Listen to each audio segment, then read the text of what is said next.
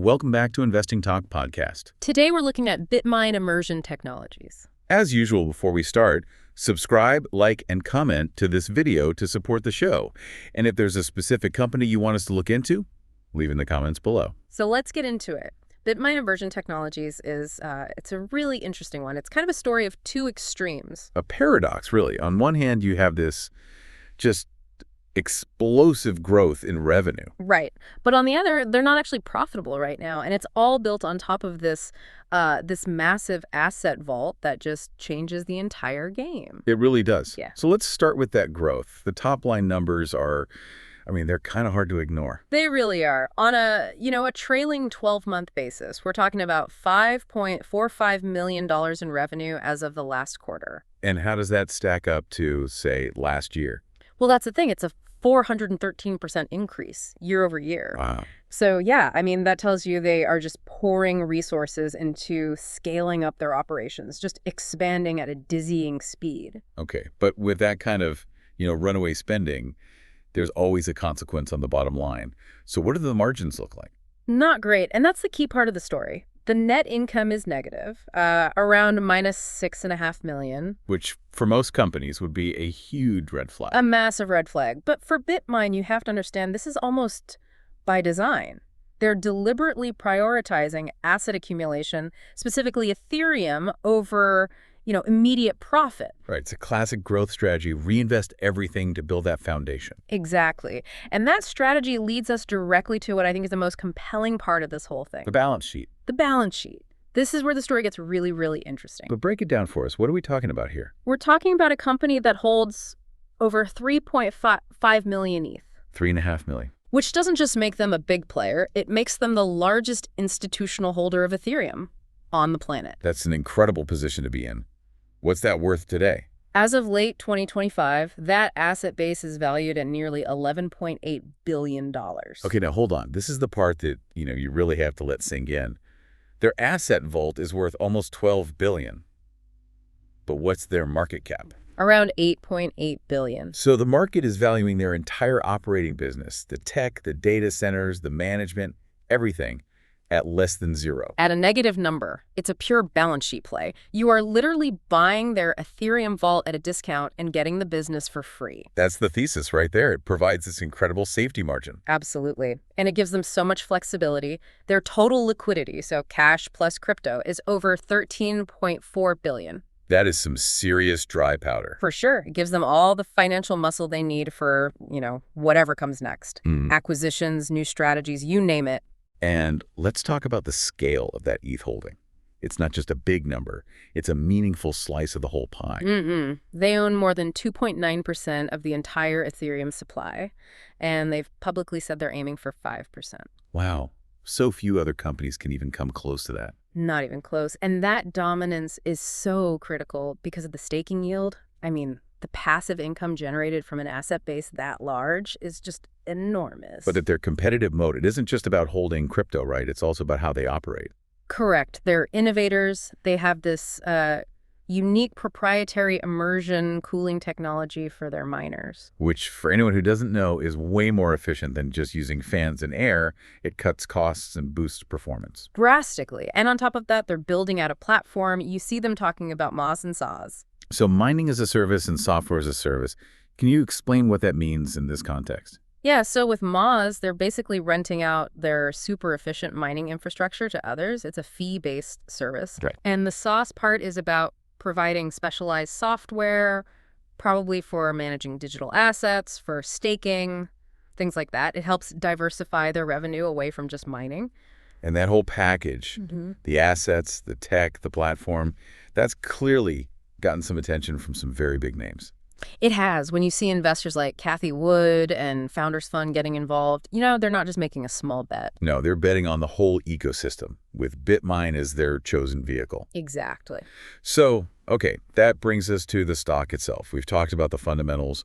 What about the market action? This thing has been an absolute rocket ship, up over 600% this year. It has. And you'd expect that kind of volatility, right, with anything tied this closely to crypto. But what's interesting is what's happening now. After that huge run-up, the stock is actually in a pretty healthy consolidation. It's building a base in that $30 to $34 range. The market seems to be, digesting the move. So where are the key levels we should be watching? Where's the support? The support seems really firm around that $30 mark. Every time it dips there, buyers just step right in. And on the upside? The first real test is $40. If it can clear that, then you're looking at 50 as the next big psychological level. And the trend indicators, do they still look healthy? Is the momentum still there? Oh, yeah. The uptrend is very much intact. It's trading well above its 50-day and 200-day moving averages. And the RSI, the momentum indicator, has cooled off from being way overbought. Which is what you want to see. It suggests people are accumulating, not just speculating. Exactly. It's a much healthier sign for sustainable growth. Now, you mentioned volatility. This stock moves. So how can we be sure that this support is from, big institutions and not just retail excitement that could vanish tomorrow? That's a great question, and it really comes down to the volume. We're seeing big spikes in volume on up days, which is usually a sign of institutional buying. It's not just noise. Big money is stepping in, and they're okay with the volatility because they see the long-term potential. Precisely. They're willing to accept that beta as the price of admission for the kind of upside this company offers. And what are the analysts saying? What's the Wall Street consensus? The sentiment is overwhelmingly positive. You're seeing a strong buy consensus from multiple analysts with a shared price target of around $90. $90. Okay, so from where we are now, that's almost 190% upside. So that's a huge target, yeah. So what gets us there? A target that ambitious, requires some serious catalysts. What's on the horizon in the near term? The next few months are actually packed. First up is the big one, the Q4 and full-year earnings report on December 19th. And what are people looking for in that report? It's not just revenue this time. Everyone's going to be watching the margins to see the impact of that staking yield. That's the passive income from their ETH holdings, and it should start to really improve the profitability picture. Okay, so that's earnings. What else? Well, any updates on their goal of reaching 5% of the total ETH supply will be a huge driver.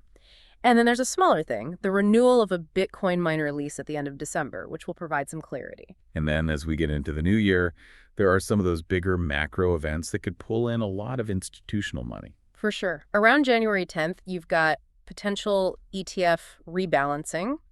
If BitMine gets added to a major index, that means every fund tracking that index has to buy the stock. Mandatory buying, yeah. And then in mid-February, we get the 13F filings. Right. Can you just quickly explain for our listeners why the 13Fs are so important in this case? A 13F filing is just a disclosure where big money managers have to show what they owned at the end of the previous quarter. So in February, we'll see which big hedge funds were buying BitMine in Q4. And if some huge respected fund shows a new position, it's a massive signal of confidence. A huge vote of confidence. It can trigger a whole new wave of buying from people who follow the smart money. So that's the known calendar. What about the rumors?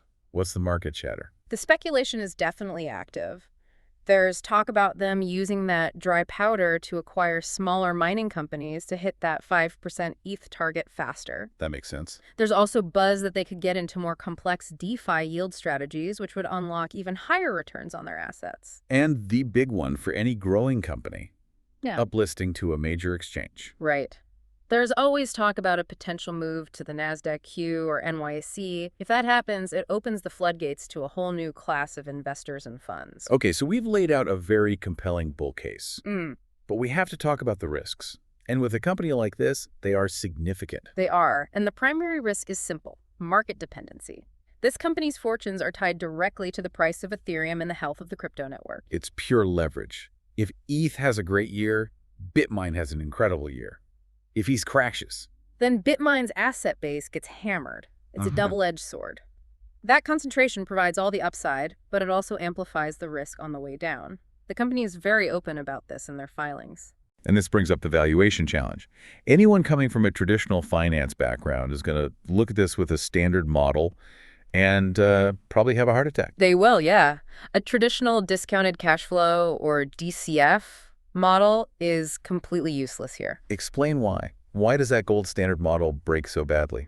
Because a DCF is based on projecting current predictable cash flows. BitMine doesn't have positive cash flow right now because they're reinvesting everything. So what kind of numbers does a model like that spit out? I mean, we've seen some models that suggest it's overvalued by something like 9,700%. Wow. which just highlights that you can't use old tools for this new asset class. The entire investment thesis requires you to believe in the future appreciation of Ethereum. If you don't, this stock isn't for you, period. But if you do believe in that future, what are the long-term tailwinds supporting that bet? Well, you have all the major secular trends.